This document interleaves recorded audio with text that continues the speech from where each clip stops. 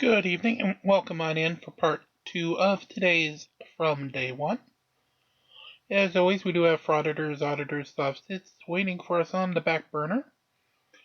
We're going to start that trip tonight with someone who, I guess, sovereign citizening isn't enough for them. They've got to try to impersonate being a cop as well. Along with us for this one is Natalie, the lawyer chick, to help to give us more of a legal perspective as we go through instead of more of the funny portions. So let's begin. Okay, what you need help with? Well, days ago, my RV was stolen from the lot off of Vaughn Street, across the Carter Field next to the White Pump House. Is there a Superior here, actually? Well, we're all on level playing field, so which, I'd like to speak with the Superior directly. Okay. All right, well, you're speaking to me right now, so what do you need help with? I would like to speak with the Superior directly, sir. I want to make sure my constitutional rights are respected through this whole process of the ordeal. Okay, well, I'm here to protect your constitutional rights. That's what we're here for. Okay. So who is the supervisor, though, just so I can direct my attention to the proper channel of authority for my supervisor here? No supervisor. Okay. So, primary residence of my primary dwelling, my sole domicile. It was taken from me days ago. I immediately picked up the phone and called a grand theft in South Boston Police Department, which Officer Perkins responded. He refused to provide any incident report or any investigation. I don't know how this guy is going to try and impersonate a law enforcement officer in his tie-dye shirt when he's surrounded by real law enforcement officers in their uniforms. But if you have the ability to pick out the difference between a guy in a tie-dye shirt and police officers, then you probably would like June's Journey. June's Journey is this beautiful online mobile. No. We do not plug mobile games that are not Hero Wars here. Sorry. No. Real life business. I can just take out my phone, play with June's Journey. No, I said no. It's not Hero Wars. We do not plug it here. We do not plug it here. Let's get back to the idiot. Police officer. Thank you. To be removed from private property. With that being said, I'm sorry, I'm a lawyer. Has his RV been towed? I'm a lawyer. Are you a lawyer, sir? That's what he's claiming. Yes, his RV was towed because he was on a private lot that told him to get the hell out of there, and he told him that he didn't have to. It sounds like his RV has been towed and he's alleging theft. I've been studying this whole weekend. I have notes, so if you'll just give me a moment to It gets even better, Natalie. Just hang on your hat. go through this. Okay. No lawyer, just so you know, is going to sit with a police officer and go through a handwritten bullet point presentation about why their car or RV should not have been towed. Every lawyer knows that you do not argue your case with the police officer. The police officer simply carries out the citations, they make the arrest, they do the investigation, but they don't decide the case ultimately. They don't decide guilt or innocence. They don't decide whether or not your property should have been seized. That is on the judge, and so you make your arguments to either a judge or a jury, but never to the police officer. So clearly you're not a lawyer, sir. I just delivered a certificate of service to the tow yard to put them on notice of a violation of federal crime. I'm acting as a private attorney general right now, investigating this matter.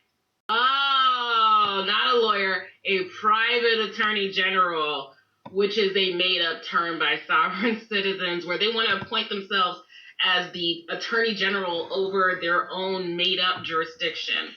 You got it, my dear. Recognizes. Yes, ma'am. Hold on.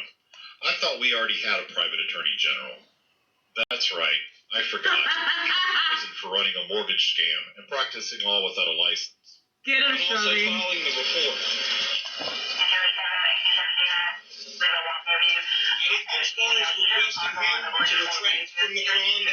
accessory him because he asked me to vacate the property.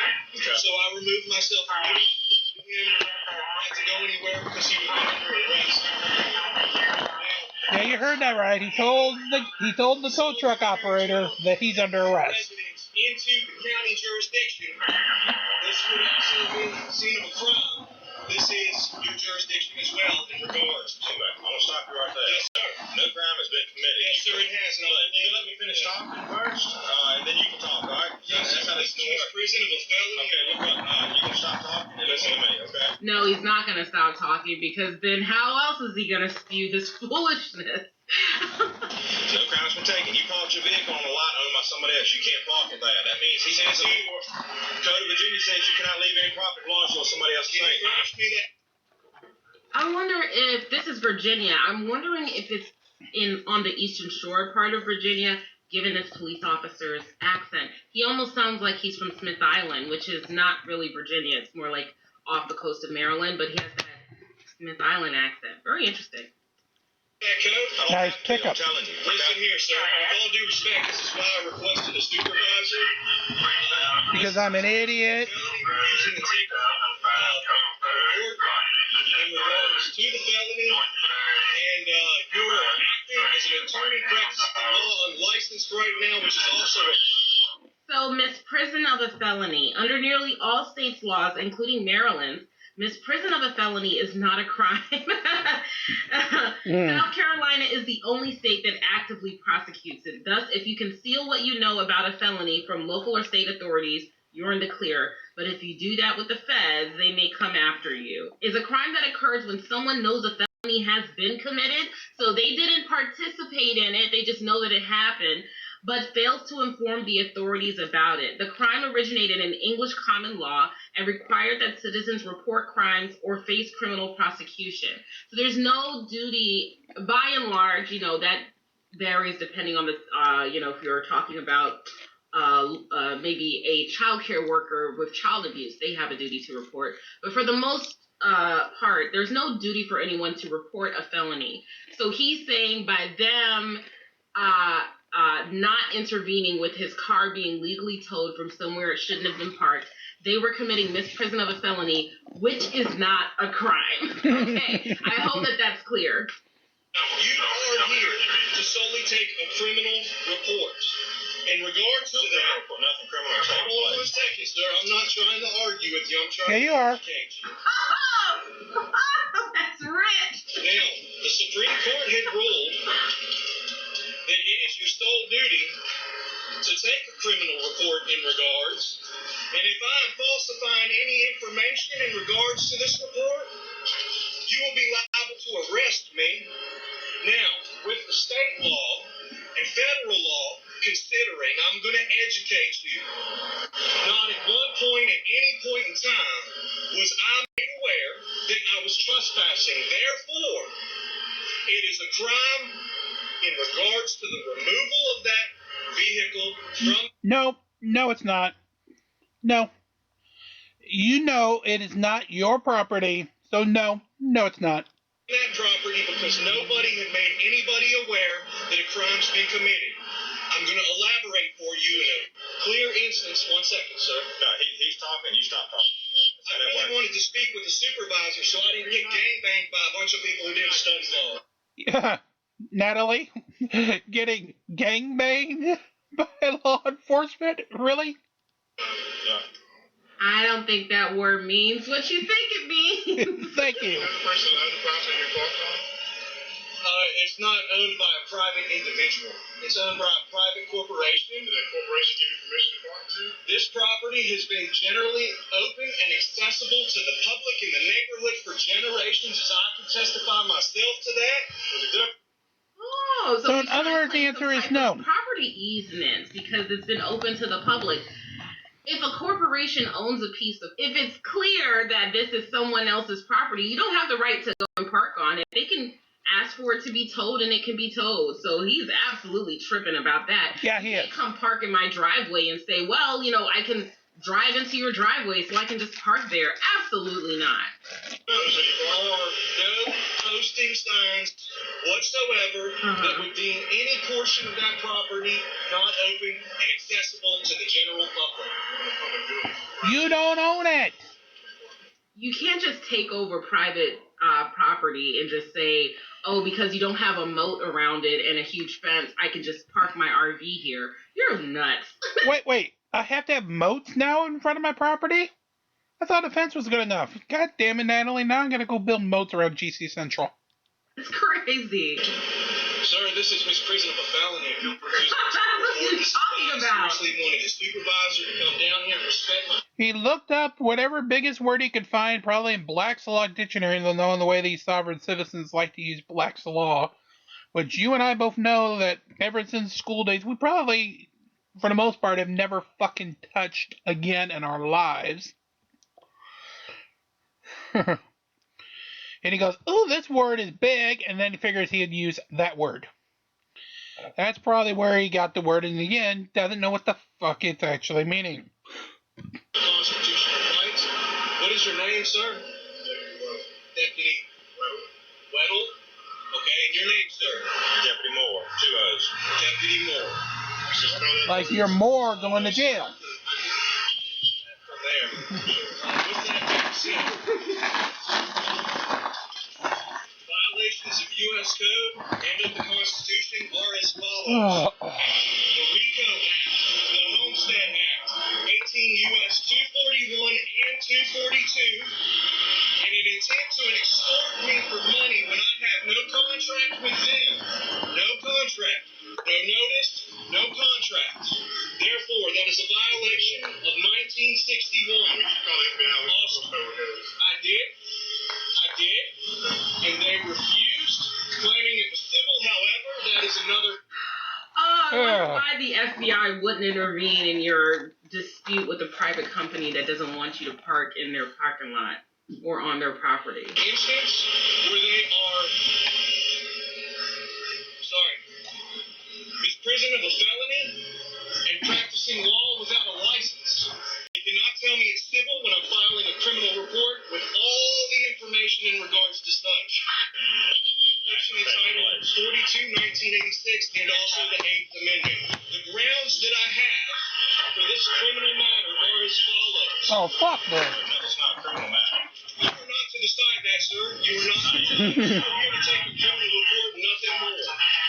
Now, that's something that they do decide. They're not going to make an arrest or issue citations for things that are not criminal in nature. So, No notice was provided to vacate. That was my sole home and sole dwelling and primary residence that was stolen. Okay, look, it's not a criminal Along with attempted extortion.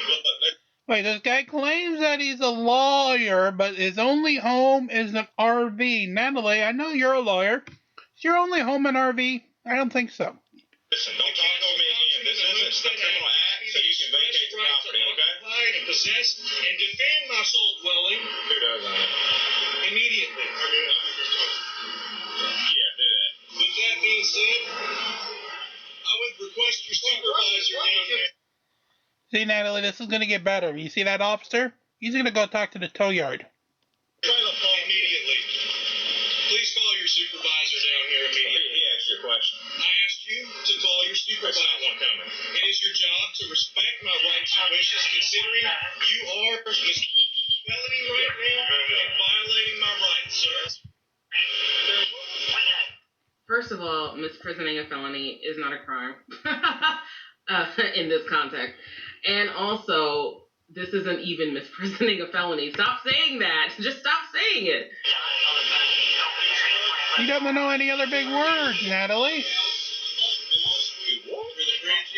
Yeah, like that. You what? Oh, They are a criminal accessory, and the evidence of the crime is here. The crime scene is here. It needs to be handled accordingly. Well, I have to teach you guys because you guys do not study law, and it's the equivalent to a kitchen hiring a head chef who's never peeled an orange or held a knife or entered a kitchen in their whole life. It absolutely does. I gave you a reference in regards to how the similarity. I love that his analogy made so little sense that the police officer was like, this ain't got nothing to do with the kitchen. He is there. Now you go ahead.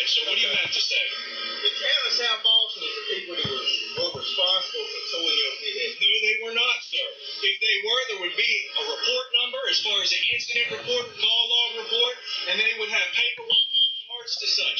If Officer Perkins conspired to withhold evidence while that RV was removed by a private party, he is also involved and will be named as a criminal accessory. But what I'm saying is, South Ball will be. It left the jurisdiction. Yes, it does. And I'm good. They're already talking about arresting him. Yep. He refusing to leave the property. I think that's what's happening. No, it gets better, Natalie. Yes, sir. I'm not. Okay, are you too old to learn new tricks? Look, what we're trying to do. I still am requesting a supervisor. One's not coming. You refuse the right for a supervisor to come and take a formal There's no right for the supervisor to come. report. 2725, you said put arrest the subject?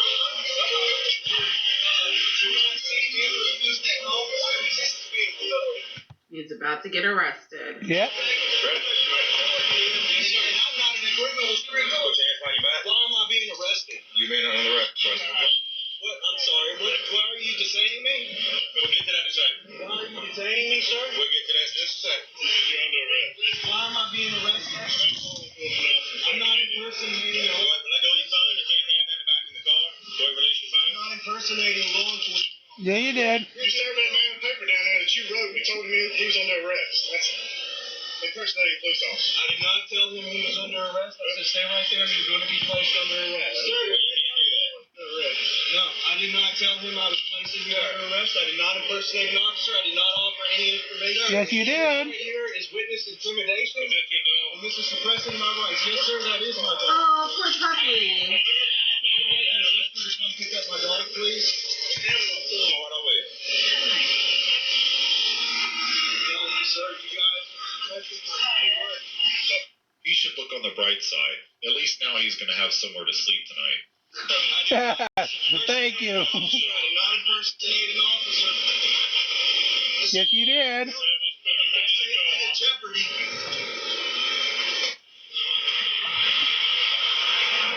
So what did he do over here? He gave this piece of paper right here. I told him he was under arrest.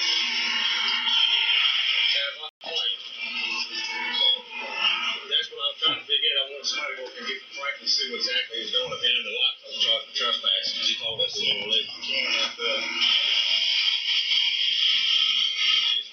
he signed off like a handwritten warrant. He was a deputy sheriff. Oh, did he? Yes, oh my. He's impersonating law enforcement officer. He signed a handwritten warrant saying that he's a deputy sheriff. Because I was a little bit like, okay, I mean, are you saying I'm going to call the police? Because that's not impersonating a law enforcement officer saying that you're going to call the police. But instead, if you're saying something along the lines of, I am a sheriff, just like you're saying I'm an attorney general, which you're not. And just so you know, in some states, many states, impersonating an attorney is also a crime if you held yourself out to be an attorney when you're not.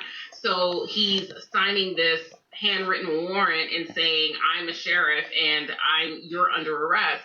That could be impersonating a law enforcement officer. It is. I don't know if it would stand up at a trial beyond a reasonable doubt, but that would be probable cause at least to arrest for impersonation if you have someone telling them that this person gave me a piece of paper saying this was a warrant for my arrest.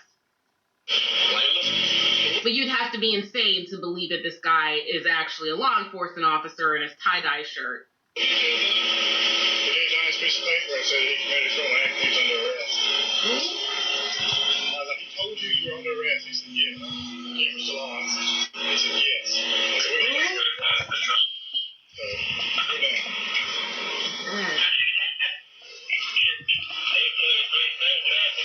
Keep it still on?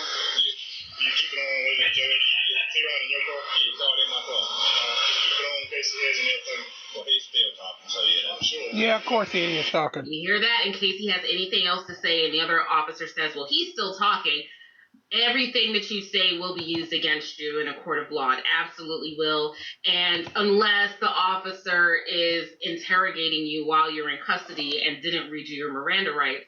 But here he's just, saying all types of crazy things on his own without the benefit of an attorney. And so more than likely many of these statements would come in because he's more than happy to make incriminating statements to the police.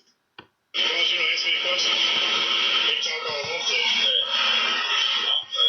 As long as you don't ask him any questions, he can talk all he wants to. Exactly. If you have someone in custody, if a police officer has someone in custody, and they just start saying things like, I'm an attorney general, and I know the law, you don't know the law, and these guys are going to go to jail, and I'm arresting these people, right? You're making all these statements, and the officer's staying silent or isn't asking any questions, then that's fair game. The jury gets to hear about that, or the judge, if the judge is the one who's determining guilt or innocence.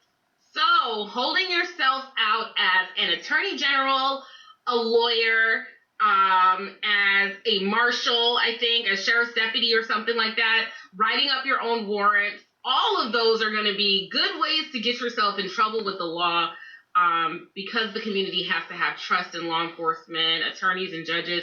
People that are not that can't go around impersonating those people. There's a whole bunch of professions you can't impersonate. You can't pretend like you're a doctor or a nurse when you're not, right? So, I'd love to know how that case actually turned out. I would love to know what you guys think in the comment section down below. I don't know if this guy is really a sovereign citizen so much as he is just pretending like he's something that he's not.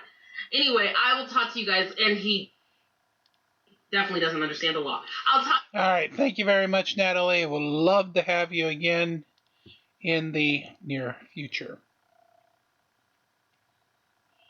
Definitely would love to.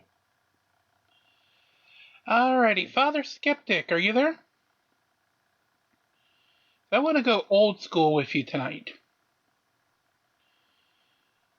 I know you started way back in your beginning days handling flat earth idiots. People who believe that the earth that we live in, the nice big rolling ball of the earth, is instead just a moronic flat disc, I guess, for lack of a better terminology. So let's go for some of them tonight, shall we? You got one for us? Perfect. Let's begin. Hey guys, Cream Skeptic here, everyone's favorite creamy debunker. Now today's idiot is a flat earther by the name of Wisdom Peaks, but we're just going to call him Crazy Hair. And his video is titled North equals up, South equals down, and East is West. So grab a Twinkie and a hairbrush, and let's begin. Twinkie, Twinkie, Twinkie, Twinkie, Twinkie, Twinkie, Twinkie, Twinkie, Twinkie, now! Alright, y'all bear with me on this one. Hopefully I get it out. Is that fucker using an iPod mic cord to try to do his damn recording? Oh God, Twink, we're gonna be in for a fun little ride. Good enough for you to understand. Actually, I'm having a hard time hearing you. Do you think that you can get that microphone any closer to your mouth? In fact, let's make sure everyone can hear you, so do all the listeners a favor and eat that microphone. All jokes aside, Crazy Hair doesn't understand how earbuds work, and he will be holding the mic right next to his mouth the whole time. Crazy Hair, you're an idiot. I'm going to give you a new perspective on north, south, east, and west. Please don't. It was made pertaining to Adam, okay? Wait, what? The cardinal directions weren't made pertaining to Adam and Eve. Directions are simply our way of making sense of the geometry of the Earth. We start with a reference point, the magnetic North Pole, and we draw a line towards that and say that is north. And then the two lines that can be drawn that are 90 degrees away from the north are east and west. And the direction directly opposite of north is south. It's really just that simple and has nothing to do with the fictitious creation story. Crazy Hair, you're an idiot. Now this is important, okay? Doubtful. North and south, north is up. Our compasses point towards magnetic north, and they do not point in the sky, you idiot. I don't think there's anything else that you could possibly say that is as stupid as that. Oh, Because watch him. We're not on a globe, flat out. I stand corrected. Crazy Hair, you're a fucking idiot. That's out the window. If you're trying to elevate your mind and elevate it height-wise up, which is how the Most High intended it. Judging from your appearance, you look like the Most High. But I'll take your word for it that there is someone more high than you that's giving you your incorrect information. Hell, I'm even willing to bet that he's a bigger idiot than you are. Then you got to throw that out. Now, it's both spherical and flat. Wow. Wow. You really are piling on the stupid now. How can the Earth be both spherical and flat when they are mutually exclusive to one another? In other words, if it's spherical, it can't be flat. And if it's flat, it can't be spherical, you flat-headed idiot. We're on a flat, three-dimensional plane existence in the physical material. Wait, we're on a flat, three-dimensional plane of spherical material. What? In the body, though we can't transmute in the spiritual and override this body. I don't know about you guys, but I prefer some horseshit woo sauce when force-fed bullshit word salad. First you say the Earth is flat and spherical, then you say it's flat but three-dimensional, so it's a cube or a 3D rectangle. Okay, got it. And all this is done in the body? And how exactly does one override their body? Crazy hair, you're an idiot. And because we have a energy in us, spirit, what have you. Anyway, let's stick with the topic. Whoa, crazy hair. That's on you, bud. I'm not the one making shit up as I go. So north, just if you can remember this, keep it simple too. North is up, south. Wait a minute, Cream. Does that mean that the energy is your nice, creamy vanilla filling? Is down. And crazy hair is a fucking idiot. Do you care to explain how you came to this god-awful conclusion? So north being the positive higher vibration frequency, which is simple. South being the lower negative dark energy frequency. I don't think you understand what frequency means, because north is not a higher number of occurrences per unit of time, and south is not negative energy with a fewer number of occurrences per unit of time. What you said is so wrong that it's not even wrong, and you are an idiot. Now, these are both on the same coin. You got to remember that. They're separate, though they're the same. These energies are actually flowing through you. Yin and the yang. No. North and south do not flow through our body as energies of different magnitudes and frequencies. North and south are directions that point to the magnetic north and south poles from your current location on the surface of the Earth. You are an idiot. Now, let's just move on to east and west. With as much as you got wrong about something as simple as north and south, I can only imagine how stupid your description of what east and west is going to be. Now, the Earth is set up in such a way, let's just say a square. No. Oh my god, you're such a fucking idiot. Yes. The Earth is not a square. It's a fucking globe. Cut your hair and let your brain breathe because it is dying. Okay, it's a big square. It's not anything like we think it is. Nothing. It's just maybe 1/10 of. I'm telling y'all, people. Why don't you stop telling us, people, and show where the hell you pulled that number from? His ass. I know that the Earth is a square that is 10 times larger than what we know of right now. That's a really specific number. And if you can't back that claim with some actual evidence, then it's just the illogical ramblings of an idiot. Yes. Let me ask you one question. Can you provide me with just one claim that supports the flat Earth that can be backed with some actual evidence? No. So, okay, so. See? No. Exactly. There is no evidence that the Earth is flatter than what it should be given its humongous size. And what the fuck was that moan? Yes, that one. Okay, so forget the claims that are backed by evidence. Just give me one kind of decent piece of evidence that supports the flat Earth. East is really west. Fuck. How is that? Because you're I'll tell stupid. you how that is.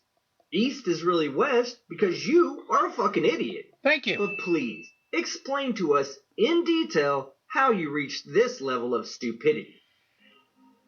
Well, Adam was made. At the point in time which he was being made, he was being observed. Remember, he had not yet become the observer. So, what does that mean? Well, It means you're an he had idiot. already been made. So once he was made, picture him laying on his back. That would be west, east, how they're showing you. Once you become the observer and you're still in here, it doesn't become what they're saying.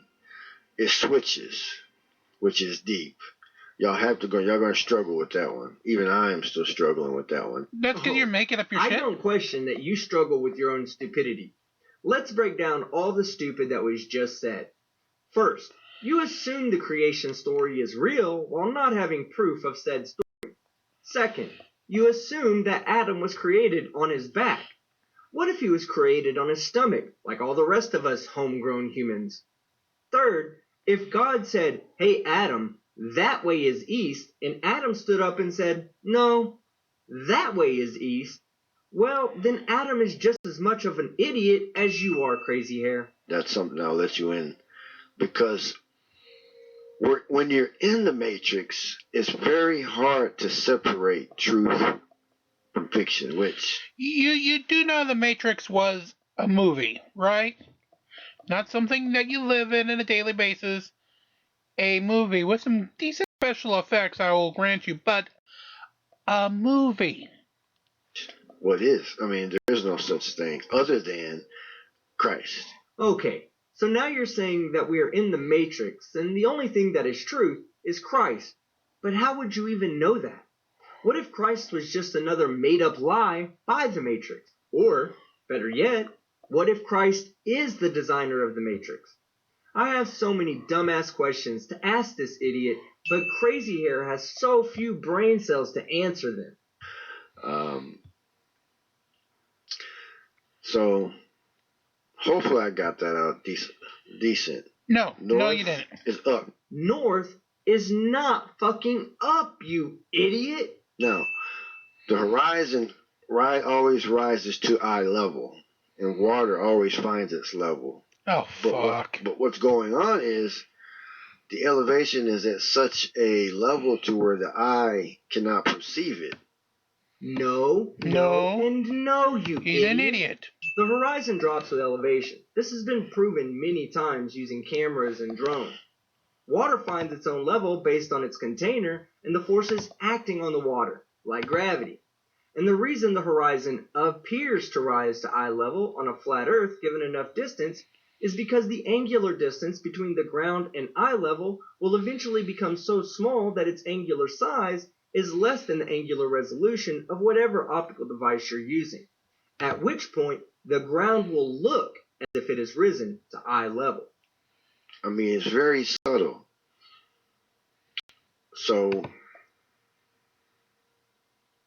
there is some kind of dome over us. That is true. No. I'm past all that. You might be past the dome, but you haven't passed the third grade understanding of the Earth we live on, because there is no dome. There never has been one. There never will be one. And all flat earthers who say that there is one, especially Crazy Hair, are fucking idiots. If you are not up on that, there's plenty of videos out there. This is what I'm saying. And with every video that comes out, there are hundreds of debunked videos that disprove the dome, but do prove that flat earthers Are are idiots. idiots. Now, there's some topics that I have not liked or favored it that were good. Many, probably most of them. Being on YouTube 12 years. So this is stuff that you got to do because I believe that there's certain priorities that need to be discussed. Yeah, let's talk about a few of those priorities for a moment. Priority 1, evidence. One piece of evidence that exclusively supports the flat earth. 2, a model. There should be no further discussion of what the shape of the earth is without a working and predictable model. Until flat earthers can provide any evidence and a working model, I will continue to say that all flat earthers are fucking idiots. I would agree with you, Twink. I'm not the only one getting this right now, but I'm bringing them out. I'm even activating some. But you have your own star, brother. It said right here in Ezra's, and I was saying it the other day. Fuck yeah, I get my own star, brother. But my star is special, as it comes with its own star song. It goes, Twinkie, Twinkie, little star, crazy hair is an idiot flat tard. I can't sing. So, hey, you were pretty decent there, Twink. It says that we have our own star, even their own star. 2nd Ezra chapter 15. Y'all start reading this, man. Cool story, bro, but none of that shit is real, no matter how much you idiots stare at the words in amazement. And it makes you feel good because it's designed to do just that. It's how they reel you in. They promise you forgiveness for all of your sins, even the ones you haven't committed yet, and even the ones that aren't really sins. And after you die, you get to walk on gold-paved roads in a mystical kingdom ruled by a benevolent dictator forever. Yeah, sure, that all sounds nice, but it's about as real as the flat earth. And anybody that thinks that the heaven of the Bible is their next stop after death is about as delusional as a flat earth idiot. So I think this is where we're going to end the video today. Okay, that would be fine. Got one more for you if you would be kind. But I know you always love tackling Jeranism. So I've got an old Jeranism video. If you'd be so kind to help me go through this fucking moron. You good? Okay, let's rock then.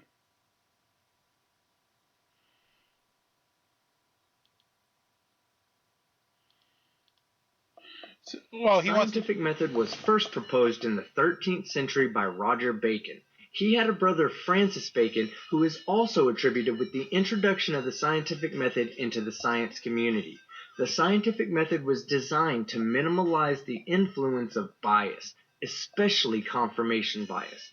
Prior to the scientific method, there was little to no opportunity for one scientist to confirm or refute another scientist's claims. The scientific method allowed for the testing and confirming or refuting of scientific hypotheses, which resulted in quicker scientific advancements. The ultimate goal of the scientific method is to either disprove a hypothesis or elevate a hypothesis that best explains observational reality into a scientific theory. That theory will then remain the best explanation of the natural world until a new theory comes along that has not only passed the scientific method, but also makes better and more accurate predictions than the current scientific theory that it is replacing. It is worth noting that with the advent of the scientific method came the ability for scientists in respective fields of study to not only confirm the results of a test, but also the methodology used in obtaining those results. This process is known as peer review. And now, this is just a thought experiment. But after this, if you still believe nothing can move faster than the speed of light, well, then enjoy your magical fantasy world built by mathemagicians around theoretical nonsense. As a former radar technician in the military, I can tell you that the speed of light is not theoretical nonsense. In fact, the entire functionality of radar technology, GPS, and satellite communications is based on the speed of light remaining constant. If the speed of light was not exactly the same all the time, your GPS would always be wrong. The theory of special relativity was hypothesized by Albert Einstein. It formed the basis for the inertial frame of reference and time dilation. The inertial frame of reference describes how physics works the same for everything that's traveling the same speed or in the same gravitational field. Basically, the laws of physics in a laboratory on a train traveling 5 meters per second will perform the same experiments and get the same results in a laboratory on a train traveling 10 meters per second. Time dilation is a result of special relativity. Back to our train example. Let's say we are timing a light bouncing between two mirrors, and for simplicity purposes, we will say that the time that it takes for the light to bounce between the two mirrors is 1 second. If both trains were moving at the same speed, we will say 5 meters per second, then they will both measure their own light bouncing between the mirror to be the same as the other observer's light bouncing between their mirrors.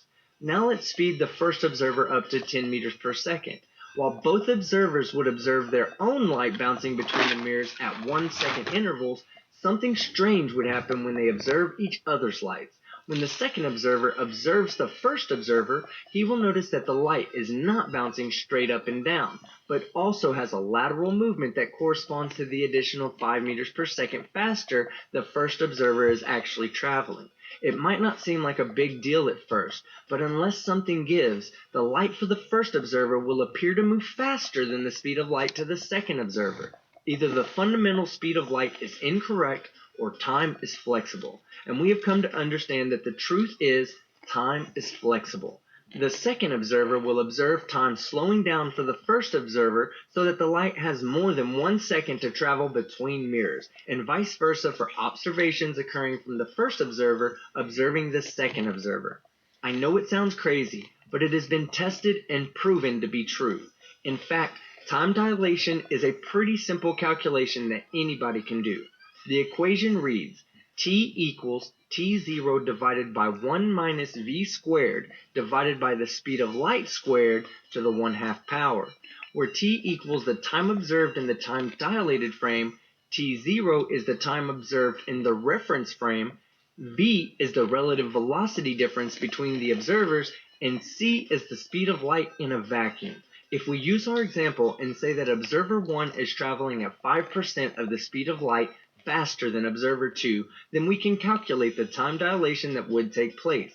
Solving for t, we get that t0 equals 1, which is the 1 second it takes for the light to bounce between the two mirrors for observer 2. T will give the observed time for the observer 2's perspective for observer 1's light to bounce between his mirrors. So t equals 1 divided by 1 minus 0.05 c squared divided by c squared to the 1/2 power. This comes out to 1.00125 seconds. This means that for every 1 second observer 1 experiences, observer 2 will experience 1.00125 seconds. As outrageous as it may sound, the time dilation has been demonstrably proven to be true.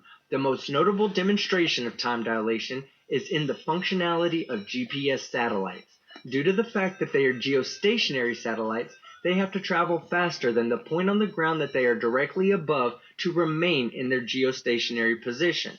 This increased velocity results in the satellite's onboard clock to experience a different time dilation than objects on the surface of the Earth. Without taking into account time dilation, GPS would have stopped working the moment it was turned on. And remember, the universe is under no obligation to make sense to you. It can be counterintuitive and against all your senses because, well, Neil deGrasse said so.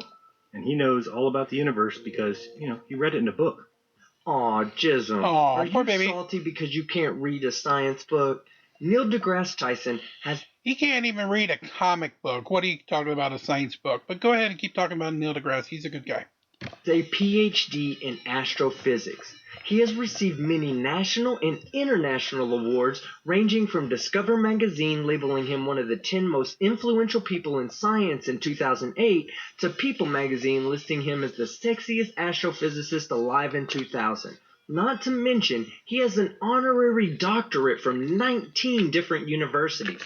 Flat earthers despise him because he gets a kick out of exposing their stupidity. The man is a genius, and he's cool as fuck. and he actually cares about humanity. If I actually had a man crush, it would definitely be Neil deGrasse Tyson. So let's begin with the Earth. And on the Earth, we place a guy. And away from the Earth, somewhere distant, we put the planet Venus. Now we're told that that is about 25 million miles from the Earth at its closest. Now on Venus, we place another guy. Let's just pretend. And he's there, and between them two, you give them a solid pole or a solid stick. Now, such a rod may not exist, but neither can a cannon shoot a cannonball around the Earth. So we're doing a thought experiment here. And so if the person on the Earth pulled the stick, it would take 2 minutes for the guy on Venus to feel it. Actually, Jism, it would take much longer than 2 minutes, depending upon the composition of the material used to make your stick. See, I don't think you thought this thought experiment through thoroughly. When you push or pull something, you apply a force, and this force has to propagate through the object atom by atom as a compression wave. The denser the material, the faster this wave will propagate to the other observer.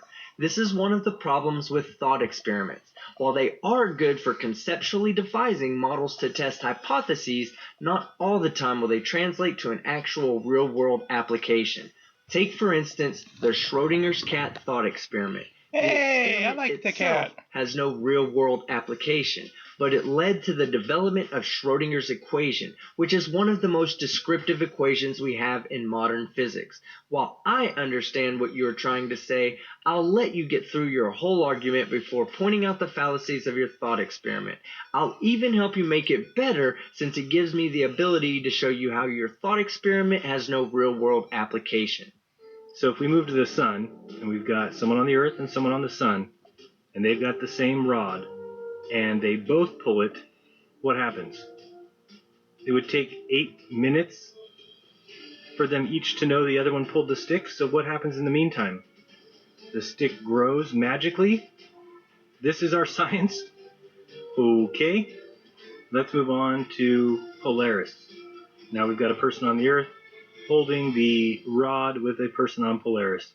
And the person on Polaris shoves the rod forward, and the person on Earth wouldn't know for 433 years.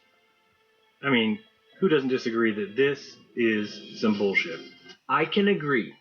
Everything you just said was complete nonsensical bullshit. If I push the stick, the person on the sun, or on the moon, or on Venus, or across a football field would feel it immediately. As a thought experiment, this has no real-world value. Again, at the end of this video, I will be pointing out the errors in this thought experiment. I will help you redesign your thought experiment to properly convey your thoughts, and I will still prove how idiotic your thought experiment is. Well, let's look at good old Wikipedia, which says the speed of light in vacuum, commonly denoted as little c, is a universal physical constant important in many areas of physics. Its exact value is 299,792,458 meters per second, and they say this is exact because the unit of length, the meter, is defined from this constant. The current speed of light has been accurately measured in a resonant vacuum cavity. Knowing the wavelength and frequency of the resonating wave, the size of the resonating vacuum cavity, and using Maxwell's equation, we can determine that the speed of an electromagnetic wave as it travels through a vacuum is the wavelength times the frequency of that wave. I say the current speed of light because as our ability to measure the exact value has increased over time, our measurements have become more accurate. But the speed of light itself has never changed. The speed of light determines the meter by giving us an accurate tool to measure relative distances. The speed of light is determined by the number of meters light travels in a vacuum in 1 second, and we have already shown how time is malleable to observers in unique inertial frames of reference. Therefore, we can make the relative distances malleable as well, but constant for every observer in the same inertial frame of reference.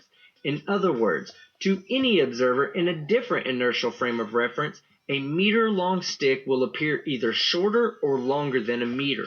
But for every observer in the same inertial frame of reference, a meter-long stick will appear to be, in fact, a meter long. According to special relativity, c is the maximum speed at which all conventional matter, and hence all known forms of information in the universe, can travel.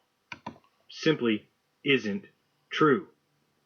This statement is fundamentally wrong. Matter is defined as a substance that occupies physical space and has mass.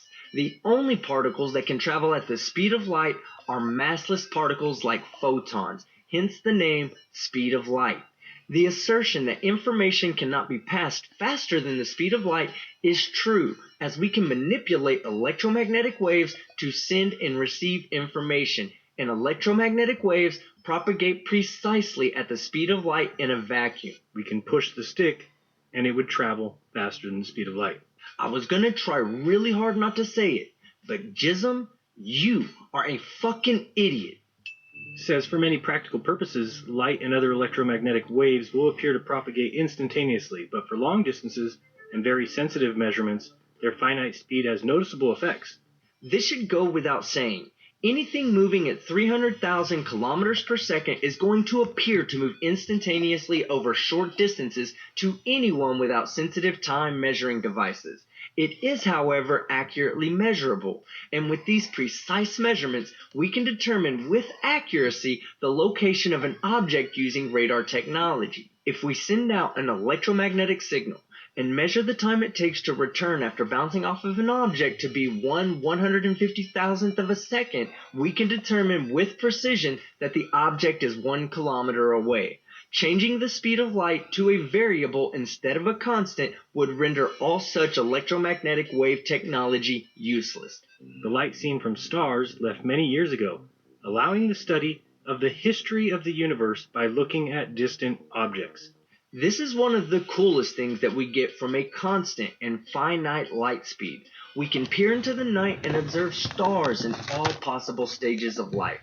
Not to mention all the different possible types of stars, the processes by which stars form, and the violent death and afterlife of stars. Knowing that the speed of light is constant in a vacuum, we can then observe the starlight's other qualities, like redshift, to determine all types of information from location to direction and speed of travel. Astronomy really is awesome. We see here that it's generally assumed that the fundamental constants such as c, or the speed of light, have the same value throughout space-time, meaning that they do not depend on location and do not vary with time. This is basically describing the first postulate of Einstein's theory of special relativity. It states that the speed of light c will remain constant in all inertial frames of reference. I've already spoke about this earlier in the video, but I will give you an example to help you visualize this. Picture yourself on a ship traveling at 50% the speed of light. If you conducted the same radar test as before, you would get the same results. The fact that you are moving 50% of the speed of light will not affect the speed of the electromagnetic wave as it propagates to and from the object. If any one of the ether tests that flat earthers love to cite would have produced a positive result, then the speed of the electromagnetic waves would be affected by not just their initial velocity of 50% of the speed of light, but also the relative direction in which the ether is flowing. This is not what we see in observable reality, and Einstein's law of special relativity has been demonstrably proven to be true. Down at the bottom we see, more generally, it is normally impossible for information or energy to travel faster than the speed of light. One argument for this follows from the counterintuitive implication of special relativity known as the relativity of simultaneity.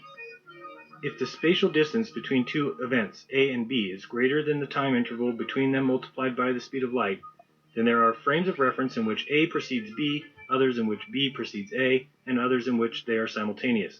As a result, if something were traveling faster than C relative to an inertial frame of reference, it would be traveling backwards in time relative to another frame, and causality would be violated. In such a frame of reference, an effect could be observed before its cause. Such a violation of causality has never been recorded and would lead to paradoxes such as the tachyonic anti-telephone. Well, we just described that happening, and now we see why it doesn't work. Without sounding as confusing as Wikipedia, I will explain what this actually means. A paradox in this sense is an event that will ultimately lead to a self-contradiction. In other words, if you traveled backwards in time and killed your grandfather, you would cease to exist in the future. Therefore, you would have never been able to go back in time to kill your grandfather in the first place. The idea of going back in time to kill your grandfather leads to a paradox, and the universe seems to have a set of rules that disallows paradoxes from occurring, like traveling faster than light, traveling back in time, and perfectly rigid bodies in space. People gave theologians such a hard time, and sometimes rightfully so, because they were motivated not by truth, but to support the theological principles which they had already committed to, and these were fixed and determined in advance. Such persons are not really engaged in genuine inquiry, but instead a sort of sham reasoning. If you aren't trying to search for the truth, well, then you're not asking real questions. I couldn't agree with Jism more, and this is why we need the scientific method. When theologians did their experiments, many times they would throw out contradictory data that didn't support their ideas. Not all the times was this done intentionally either. If you are convinced that you can't possibly be wrong, then the data you receive that doesn't match your predictions can mistakenly be written off for other reasons like contamination or operator error. This is more commonly known as confirmation bias. Confirmation bias is combated in the scientific realm with the scientific method and peer review. This is the process by which members of a specific field can analyze the data, recreate the experiments, and confirm or refute a scientific hypothesis. Because they believe that a man on the sun and a man on the earth could be pulling the rod or stick for 8 minutes until the other one knew that they pulled it, yet in 8 minutes they might have pulled a half-mile worth of rod. So magically, the rod grows until when? What happens after 8 minutes? The rod shrinks? Who loses their end? Does the middle disappear? This proves a paradox and proves relativity to be garbage, as well as the idea that nothing can go faster than the speed of light. You didn't prove that to be true. First off, this is a thought experiment, and a bad one at that. You could literally have a thought experiment about traveling faster than light and moving backwards in time, but can you demonstrate this in reality? If you can't, then you have proven nothing, other than you have an extraordinarily supernatural imagination. I guess now would be a good time to criticize your lack of critical thinking when it came to designing this thought experiment. What Jism is trying to do is create a virtual paradox where information travels faster than light. First, why would you choose a stick or a rope for this experiment? An observer on the sun would not feel an observer on Earth push a rope. And a stick? Why the fuck would you choose a stick, which is generally made of porous wood, which is a poor conductor of compression waves? The fact is that any matter outside of a singularity will have a compressible space between atoms. The denser the medium, the less space between the atoms. So a stick is a bad example for your thought experiment. Second, due to the size of this stick, the weight alone would cause the stick to collapse. And if it didn't collapse, you would still need more energy to move that stick than any one human could possibly produce at one time. There are a few other problems with your thought experiment, but we will just stick with those two problems. So let's redesign Jism's thought experiment to help him convey his limited understanding of special relativity. First thing, any distance will do. We don't need to measure to the sun and Polaris. Short distances like a meter or kilometer will be just fine and produce the same results. We could even go as small as a single atom and this would still be true. According to Jism, when you push on one side of an object, the other side instantaneously moves. Therefore, no matter how big or small the object is, one side will start moving before the light from the other side has a chance to reach it without violating the speed of light, therefore creating an information paradox. Now let's just throw out all of gravity. Allowing for even the smallest amount of gravity gives the stick weight and an acceleration force towards a gravitational center. It just makes the thought experiment so much more impossible. So let's get rid of it. And I'm sure the flurfers won't mind since they don't believe in gravity anyway. Finally, let's design the object that we will be doing the poking with. Any empty space within the structure will require a compression wave to travel through the medium in order to transfer the information, and that will result in a slower than light traversal. So we need a material that has no space between or inside of the individual atoms. We call this type of material a perfectly rigid body. Perfectly rigid bodies are only theoretical and have never been seen in observational reality. There are theories about the centers of black holes being perfectly rigid bodies. However, special relativity postulates that as you get closer and closer to a singularity, time dilation gets longer and longer. In other words, the moment before an object enters into a singularity, the time it takes to traverse that last tiny little distance will take infinitely long to get there from the perspective of any other observer. So we will just say that our poker stick is a perfectly rigid body that's 1 kilometer long. Now that we have the experiment set up to get the results we want, let's run our thought experiment. When we push on one side of the stick, a person on the other side of the stick would feel the stick move 1/300,000th of a second earlier than the light coming from the person pushing the stick, violating the law of causality by creating an information paradox. See, Jism, it isn't that hard to prove Einstein wrong when we think of things critically. Now, all we have to do is prove that gravity doesn't exist. Prove perfectly rigid bodies do exist. Prove there are people on Venus, the Sun, and Polaris, and prove that there exists at least 2 humans that have strength well beyond all of humanity's strength added together. If you can find any one of these anomalies, there's a Nobel Prize waiting for you. So, Alright, so with that, I'm going to have to leave you, and I thank you for helping us trash Jeranism this evening. Thank you very much. As for us, part 2 will now come to a close. Please like, share, and subscribe. Get us to those goals of 50,000 views, 1,000 subscribers, as you know. And until next time, where we'll have Art Bell in the overnight, like, share, and subscribe. Be kind to one another. It's always a great new world to release the Krakens. And we'll see each other in the overnight for part 3 as we march on here from day 1. Have a great evening, everybody.